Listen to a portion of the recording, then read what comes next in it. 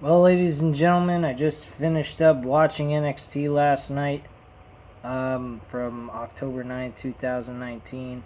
This is your review on WWE NXT for October 9th. And we gotta say, this show was pretty damn solid. I really enjoyed watching 3 of the matches out of this card.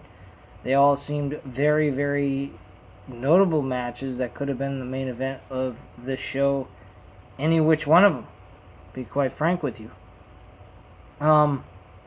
I do think that this show felt a little bit like, I don't know if it's just me, and it probably is, but I kind of feel like the show kind of has lost its funk a little bit. Mainly because of the fact of what's happened within WWE for the last since Sunday. Let me just put it this way. I think there's been backlash leading into WWE's NXT as well. And that's not because people hate NXT or feel like the decision making in NXT has been bad. It's just whatever WWE's decision making is affects them as a whole. And since NXT is part of the WWE bandwagon or part of the WWE product, it hurts them in the long run. As you look at the ratings earlier today, they did release results of the ratings.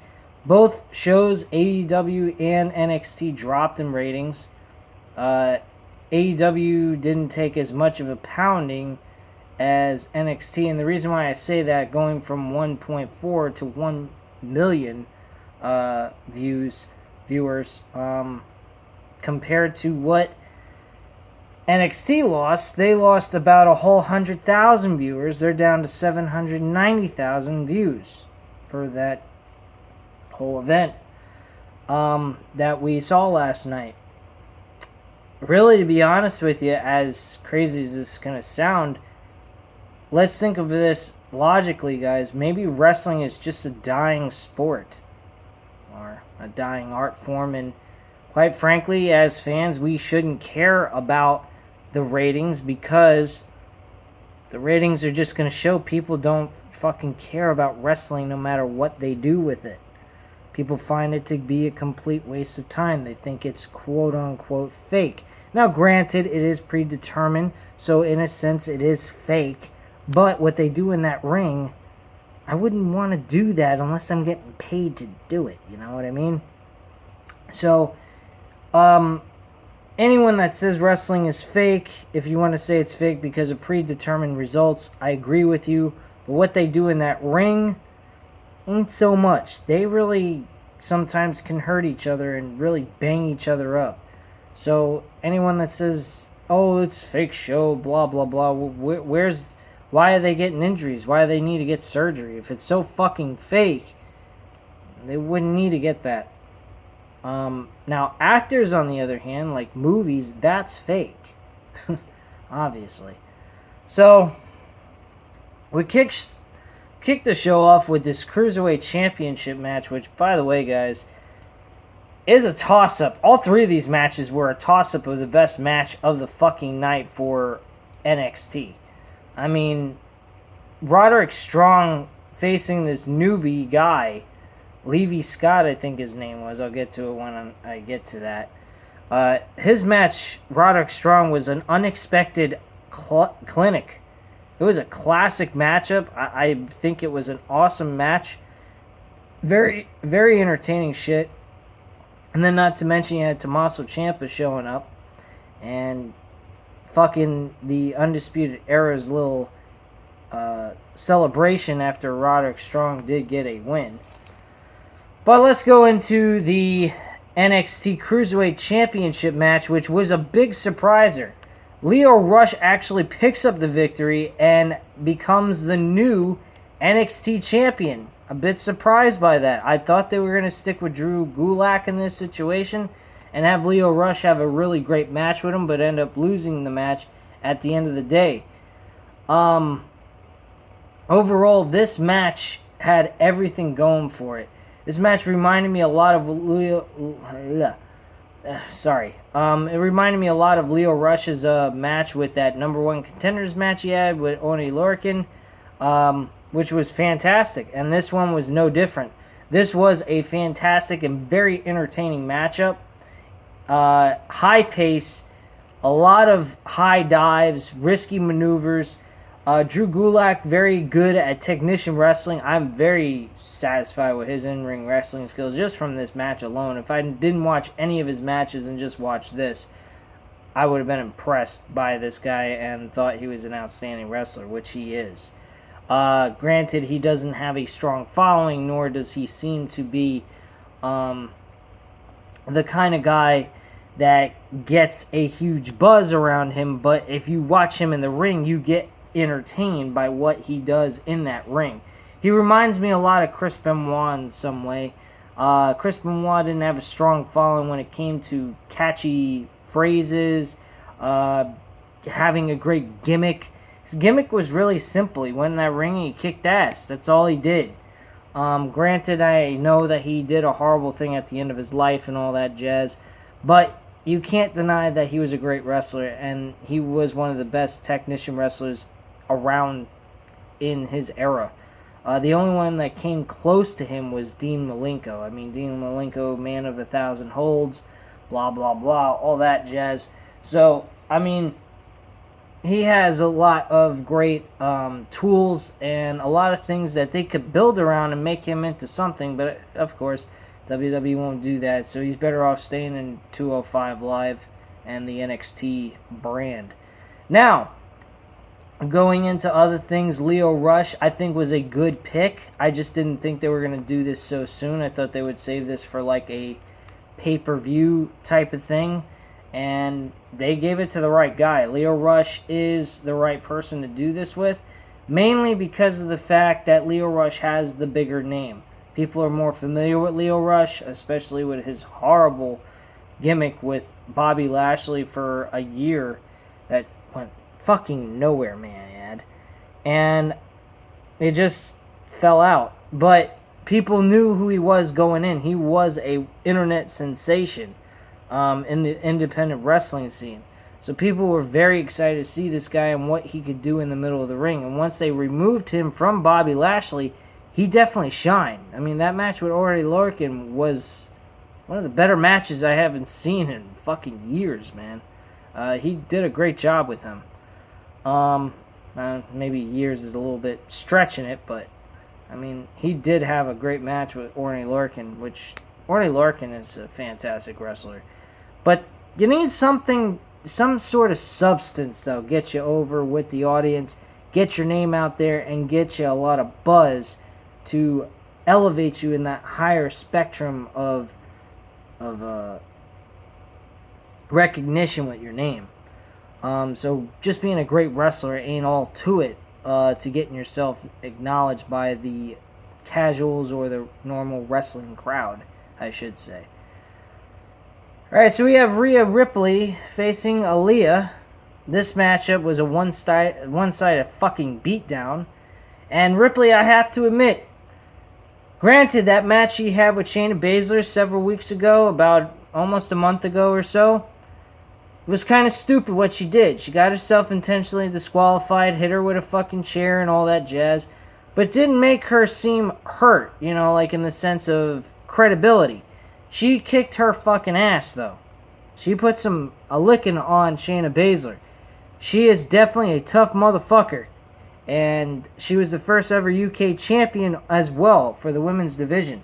So, all that added up, and what she did in that ring, even though it wasn't very intelligent what she did with Shayna Baszler in a non-title situation, this was definitely, this is not going away. I said this before, and I will say it again. The first moment I saw this woman show up on NXT, standing face-to-face with Shayna Baszler, I said this is the chick that's going to take the title off of her. And the reason why is she's big, she's buff, she's tough. Sorry about making all those rhymes. It was not done intentionally. So it was all accidental. But at the end of the day, guys, Rhea Ripley is the woman that needs to take the title off of her. Now, who would be able to take the title off of Rhea Ripley? I don't know. See, she's another one that looks like a legit tough woman. Or a tough guy. Or whatever way you want to put it. I don't care. We're not here to discriminate in gender and all that shit. That's the whole point of the women's revolution. It's to get them to become equals to the men and make them just as important as the men are in this wrestling organization, or what we call the wrestling industry. So that is what it is. And I think Rhea Ripley is a great challenger. I think she will make a great champion on this brand. Now, granted, again, like I said before, I believe what she did was absolutely fucking stupid. But I think they did it for a specific reason. They weren't going to add her in that add her as a part of the Fatal 4-Way and make the match a Fatal 5-Way. The reason why I believe that is because everyone would expect Rhea Ripley to be the one that wins that fucking match and be able to move on. And they probably didn't want to get that going right away. They probably didn't want that to be on the NXT show, so they gave it to Candice LeRae, who hasn't been able to do much. She's been in some decent storyline with Io Shirai, but other than that, she really hasn't done much on the NXT brand yet. So I think that was just an opportunity to get her name out there and display how well of a wrestler she really is. And she did a great job last week against Shayna Baszler. I will not deny her of her props. She deserved every bit of props in that match. She put a hell of a fight up, but she's not good enough to beat her because of her credibility as a wrestler. Not saying that she's a bad wrestler, it's just that she's not a person that I really can get behind and say she's believable to beat Shayna Baszler. That's just how I feel. Now, other people may feel differently, and I've heard a lot of people's opinions on this shit in the past, leading up to this matchup last week, and I honestly think that she's a great wrestler, but she's not a person that's yet ready for that NXT Women's Championship. Now, granted, if they can get her, hyped up enough, in my eyes at least, to think that she could beat Rhea Ripley for the Women's Champion, if they move forward with Ripley to win the title, I'm all for it. I think by that point, we're facing a very credible woman like Shayna Baszler under her belt, even though she may have lost. Her facing Ripley later on in the future would be a great opportunity for her, and maybe even give her the title by that point, and give her the title at a major event, not some fucking regular NXT show. So that's just pretty much my thoughts on that. Breezango, which was Fandango and Tyler Breeze versus the Forgotten Sons. This matchup was a fucking throwaway match. Did not care for it. Did not even really pay attention. Forgotten Sons won this match. Boa versus Cameron Grimes. This match was another short match by Cameron Grimes. Hits his finisher, gets the win, and gets the 1-2-3. After that, the match, Killian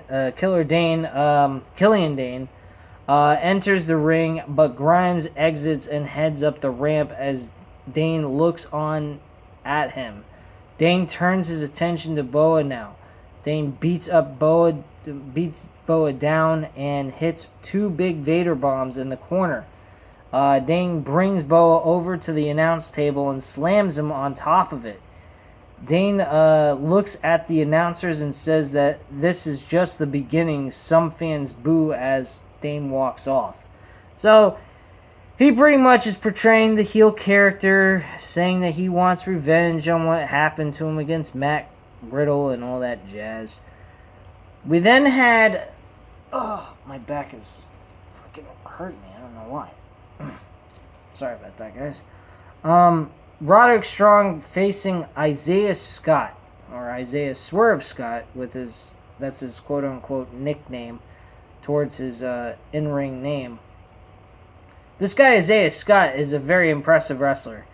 This was the first time I've ever seen him, and god dang, he put a hell of a fucking match against Roderick Strong.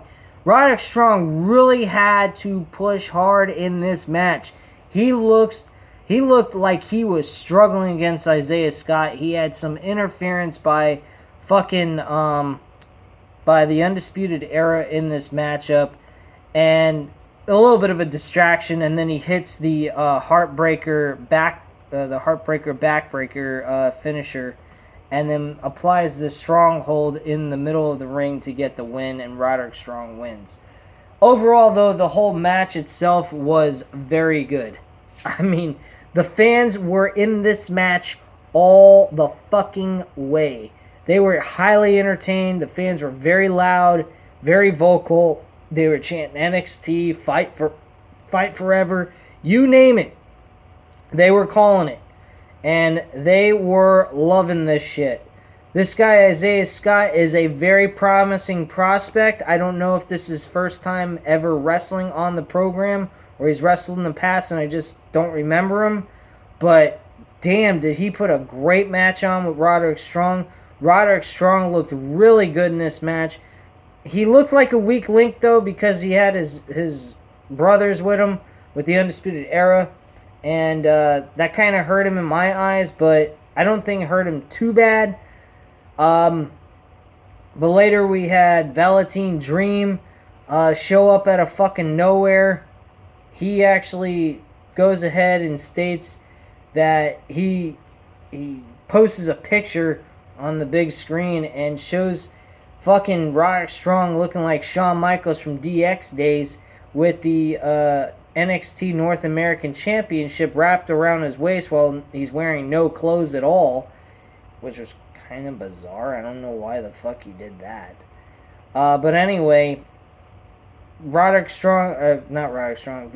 Dream goes on to say, so when I take your championship from you, the whole world's going to see that you have nothing, meaning like he has no dick or balls. And then they displayed a picture of a sign that had a circle with an X through it, stating that he has no balls. It's fucking stupid, but it was funny as shit. Tommaso Ciampa, he had a moment where he came down to the ring and he did a stare down in front of Adam Cole and so forth, and he slammed his chair down on the in the ring, and he kind of just pretty much stared at all of them and said that he's gonna go ahead and claim Goldie, Daddy's home. And the fans popped, and then they chanted Daddy's home, and now then the Undisputed Era talks trash. Ciampa stands tall in the middle of the ring and his arms out and inviting them in for a fight. So that's pretty much the whole segment of Tommaso Ciampa's thing. I loved what he had to say. It was short, sweet, to the point, one-liner. That's it. That's all he had to do in this situation. So I think they did a great job at promoting this matchup for Tommaso Ciampa and Adam Cole. Where they're going to go with it, I don't know, because we're going to War Games for NXT TakeOver event next. So for them, I don't think they're going to give this matchup to Tommaso Ciampa just yet. I think this is going to be postponed for like January or the weekend of WrestleMania. But I highly doubt that we're going to see these two guys compete one-on-one with each other at the NXT TakeOver War Games. I think they're going to have, like, Adam Cole's going to have his team, and Tommaso Ciampa is going to have his team of individual guys that they're going to compete against with each other. So that's what I think is going to happen for their rivalry to start off with first, and then we're going to get that push into the NXT World title. So I don't think we're going to see an NXT World Championship defended this year at War Games. I think that's going to be where the NXT World Champion is actually going to be in the War Games matchup itself, which I would be perfectly fine with. I think the whole entire Undisputed Era should be in the War Games event, competing against another 4 guys on one other team, with Tommaso's choosing and who he wants to have with his team. So that's just my thoughts on that, and you guys leave me your opinion on what you think will happen at the NXT Takeover event. What card they may come up with building into this. Dakota Kai versus Bianca Belair. This match, it was a pretty solid, okay matchup. I had no problems with it. Bianca Belair won. She's claiming her right towards the NXT Women's Championship. And she actually looks like she's going to be facing Ripley one-on-one for an opportunity at Shayna Baszler later on down the road. So I honestly think that that's something we're going to see on an NXT event soon, either this next week coming up or the weekend or the week after. So we're definitely going to see that match eventually happen. I definitely believe that is what's going to happen. Now, Shayna Baszler was nowhere to be found. There was a lot of, twice in the show, there was mentioning of Shayna Baszler and two women interested in competing for that title. And that was pretty much it. So Shayna Baszler was off the whole entire show, which I think is great. I think they should let the challengers climb the ladder of the getting that opportunity for the World Championship in the women's division. And that's how really WWE should be, but I'm not going to go into that bullshit. I'm really depressed with WWE, which, by the way, guys, maybe I should have mentioned this earlier. I'm not going to be watching the show live for tomorrow's show for Friday Night SmackDown. More than likely, I'm going to be watching it on watchwrestling.net or some off of the internet and watching it when I get done with what I got to do Friday night, because I got a house clean and I got all kinds of shit to do on Saturday. So I ain't got time to just do housework on Saturday afternoon. So I'm going to have to do house cleaning tomorrow night and then watch the show after it goes off the air, because by the time I get done with all of it, it'll probably be like 10 o'clock or so anyway. So I'm just going to catch the show and then review it later on that same night. So it's going to be a little bit later than normal than what I normally do, so don't be surprised. So let's see here. We get a Keith Lee, Dominic Dijakovic rubber match hype up, which definitely looks like a really good situation. My question is this. What is it that they gain out of this? Are they going to get any kind of title opportunity? Are they going to face a bigger name than each other? That is kind of my concern about this rivalry. Where is it going to go? Who the person that gets the victory out of all this? Who is getting a benefit? Like what's the benefit out of these three matches that they're having? Does this guarantee them some kind of title opportunity? Does it guarantee them a really good matchup with a grudge match with someone else that's a bigger name in the company? What? I don't understand this.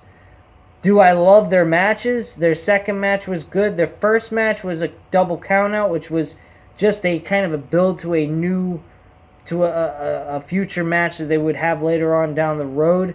Their second match was fantastic. Probably one of the better matches I've seen Keith Lee ever have in WWE NXT.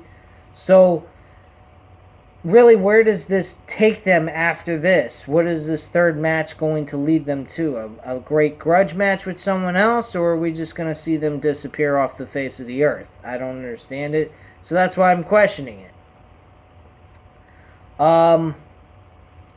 So after that point, we get to the main event pretty much. Damian Priest had a little bit of a segment talking about Pete Dunne and that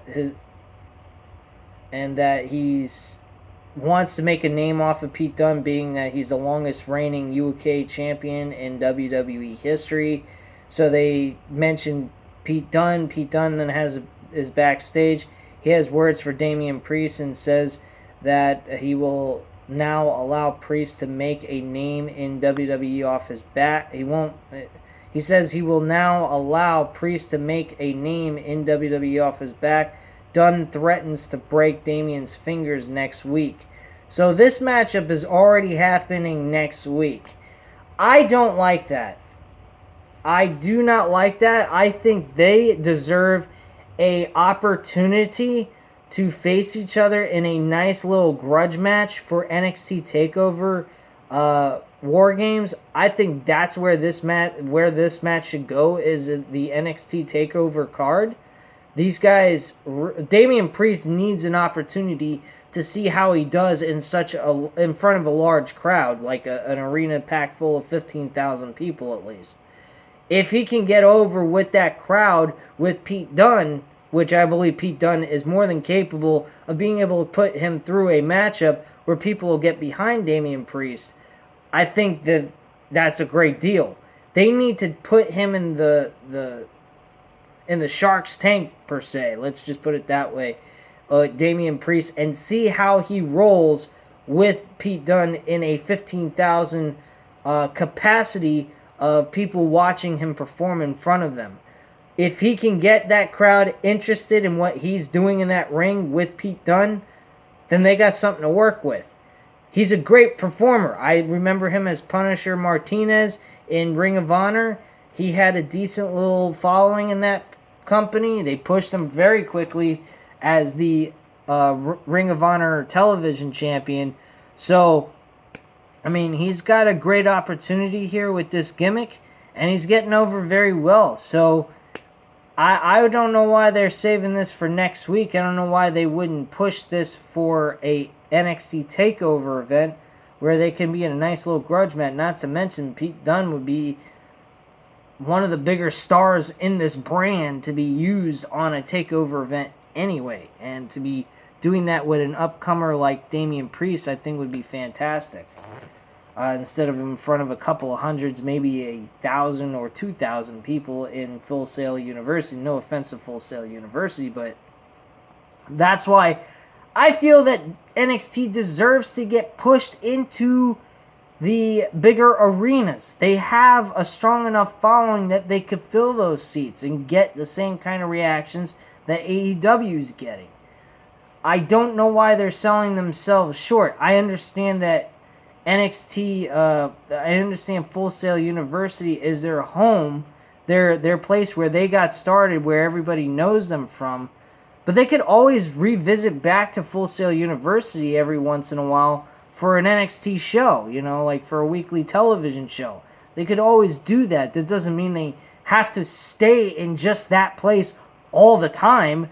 I mean, Vince McMahon could make big money off of these guys and let Triple H do the creative thinking behind this brand, and let them perform in such a bigger capacity. They have the capabilities of doing it, and they have the skills to provide an audience that will make them excited to see this. They will feel cool they'll feel like, the audience will feel like they should be feeling like they're cool as shit to be part of a WWE type product like this in such a large capacity in front of such a big crowd. So I don't quite understand why they're selling themselves short. That's just what I think. I think they're selling themselves short big time with this. So that's just me. I don't know about you guys. Leave your comments and opinions down below on that. Now, if you say to me, if they do that, Vince McMahon's going to be part of that whole situation, then I'm totally against it. Anything with Vince McMahon doing anything, I'm against, because Vince McMahon is not doing... Look, bottom line is, guys, this guy clearly showed to me for Hell in a Cell and Monday Night Raw back-to-back on both of those shows, he does not care about wrestling. He's not invested in this product. He doesn't give a shit. He doesn't care to make anyone important. He don't give a fuck. To him, it's a joke. And if you want to make it a joke, give it to somebody who actually gives a fuck about it and doesn't take it as a joke. So there you go. On to the main event. Walter versus Kushida. Kushida was fucking awesome in this match. Despite the fact that he's 5'9" and Walter was 6'4", is 6'4" in this matchup. The title wasn't on the line, which I'm glad that was not the case, because that made the match even more fucking predictable if they would have made the title be on the line. Not to mention, Kushida didn't do anything to earn a title shot yet. He's got a couple of wins under his belt, but he hasn't beaten anybody significantly important within this brand. So, I mean, unless he beats a Matt Riddle or a fucking Johnny Gargano, somebody of that kind of nature, he doesn't deserve shit right now except continue to earn wins with other stars. So that's all I got to say on that subject. But he earned some fucking props in this match from me. He put up a hell of a fight. He looked very believable. He put submission holds on Walter. He owned Walter's ass. At one point, he does a tornado DDT near the end of this match onto the fucking floor. Him and Walter almost got themselves killed doing this spot. And they looked awesome doing it. The fans were highly into it, as they were on the other two matches with the Cruiserweight title match and Roderick Strong versus Isaiah Scott. So these guys really put a hell of a show. These three matches were off the chain.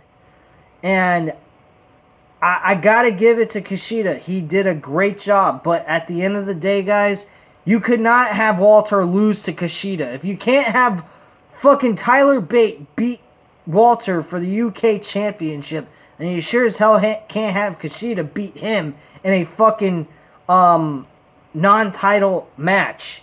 There's no freaking way that can happen. So that's what happened at the end.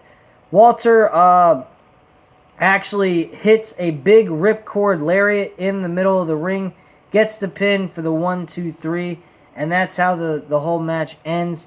And we get the Imperium standing tall in front of the entire crowd on top of the stage with their music playing, and that's how the show goes off the air. So, bottom line, guys, would I say NXT is worth your time to go back and watch? Most definitely. If you want to watch these three matches, they're well worth it.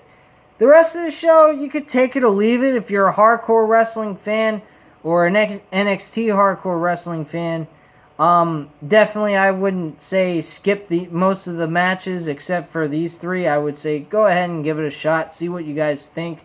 If you already seen it and you want to see it again, I would recommend it anyway. It is a very good show. I had no beef with it. I do think that they could have made a little bit more importance on a few things, but really, at the end of the day, they did some good stuff. They had two women challengers wanting to go after the NXT Women's Championship, and to top it all off, they had Tommaso Ciampa show up again with another appearance. Velveteen Dream with a very funny segment making fun of Roderick Strong.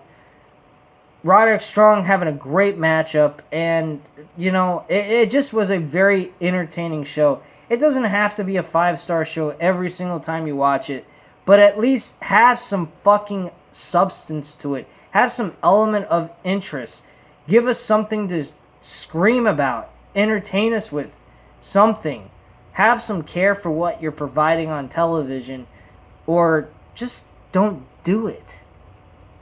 You know what I'm talking about, Vince. So if you don't care about wrestling, which you've proven time and time again, especially this week, with fucking Kofi Kingston losing the title on Friday Night SmackDown last week, Sunday night Hell in a Cell, and Monday night's fucking Raw show, please, save me and save yourself. Give it to somebody who will actually care. Sell the fucking company for all I care. We all know you don't have any respect for your own fucking flesh and blood for your old man. So, why don't you just go ahead, do the right thing, sell the fucking company to somebody who gives a shit. Hell, even sell it to fucking Tony Khan if you want. I'm sure he wouldn't mind some of the talent that you got on your roster anyway. Hit the like button if you liked the video. Leave a comment down below if you want to leave a comment. I'll get back to you on that. And hit the subscribe button if you're not already subscribed to the channel. And I thank you very much for watching. Have a great night, guys. Bye.